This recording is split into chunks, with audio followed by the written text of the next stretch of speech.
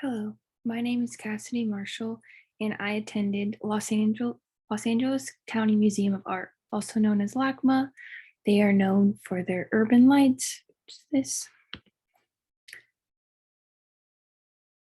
the first painting I chose was Cliff Dwellers by George Bellows. A little of a backstory of George Bellows was when he was growing up, he was always drawn to art and drawing. He would use his father's discarded pieces of paper from work to use them to draw on. He also enjoyed playing sports despite not being the tallest or most muscular kid out there, but he was still good. Even though he really enjoyed playing sports in high school, his passion was more focused on art, and his parents did not approve of that. The painting Cliff Dwellers was painted in 1913, and we can tell that it is very crowded in the city. The city happens to be in the city happens to be New York City's Lower East Side during the summertime. We can tell that it is a very hot summer day by the summer clothing attire, a man not wearing a shirt, and some people's facial expressions, and lastly, by the reflection off the building in the back. This painting captures the poverty that was happening in New York City at the time and the population growth that was happening during this time period. We can also tell that there are some immigrants by the different types of clothing that they are wearing and the different skin tones of the people in the painting. There are people coming from every different direction in this painting. People are coming from the buildings, doors, on the street level, fire escapes, and stairways. I believe one of the few reasons why this painting was created is to show us how much the population has increased over the few decades.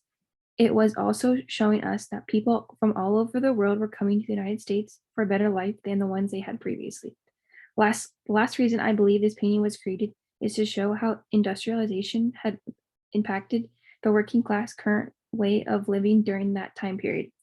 This painting was a lot of color. This painting has a lot of color in it, but they are very dark shades of color. I believe this painting color choice was chosen to be on the darker end of colors because it was not really a joyful and happy time for most of the working class. It is a very difficult time with the living situation and trying to find work if you do not have a job. There are a few people wearing all white in the middle of the picture, and I believe that could be the upper class people, or since they are all women with children, they could be nannies. We could tell by the light in this picture that is during the day because the light is reflecting off the building. We can also see shadows of the people in the bottom left corner. There is also a shadow of the building on a different building. In this painting, we can see lots and lots of lines throughout this paintings. The first one I will talk about is the clothes line above everyone's head. Back in the day, they did not have dryers, so they had to hang dry their clothes outside and above the street. Another line that we have in this painting is on the right side, the staircase with the woman walking to the door, which looks like she is holding a baby in her hand and a bag in the other hand. We see a man standing outside of the same door that the woman is walking into. He looks like a soldier because of his hat and looks like he is wearing a uniform.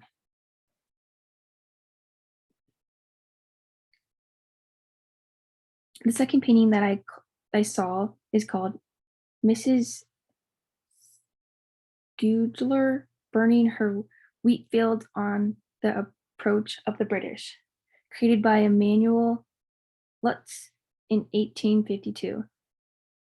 Some background information about him was that he was born in Germany and moved to America as a young child. Later on in his life, he returned to Germany to attend an art school. He lived there for almost 20 years, painting primary US history canvases. He then returned to America, where he eventually died in Washington in 1868. In the painting, we see two women setting their wheat fields on fire. One of the women who is setting the wheat on fire is about to throw something that is on fire. The other is getting stopped by an older man who could be her husband, along with a younger girl trying to stop her. In the bottom middle of the painting, we see a younger man who looks like a slave helping her out since he has a lit candle in his hand. On the right side of the painting, we see a horse and carriage approaching them, which could be the British. They burn their wheat field because they didn't want the enemy to have them, which are the British. So if they can't have them, no one can. In the painting, we can see that there are lots of different colors, but the colors that stand out to me the most are the woman's dress who's wearing the hat. She's covered head to toe in red, white, and blue. We can tell by those colors that they are patriotic colors. The light in the painting is focused on the field and the two women, since they are the ones that are causing the most drama in the painting. The light is focused on them since they are the ones that are doing the action. In this painting, I can see two very distinctive lines here.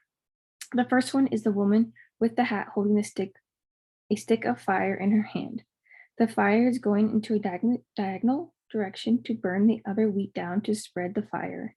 The second line I can see is the trail on the right side that leads to where the people are. The line is more of a curved line, but it starts from the carriage and leads to the people.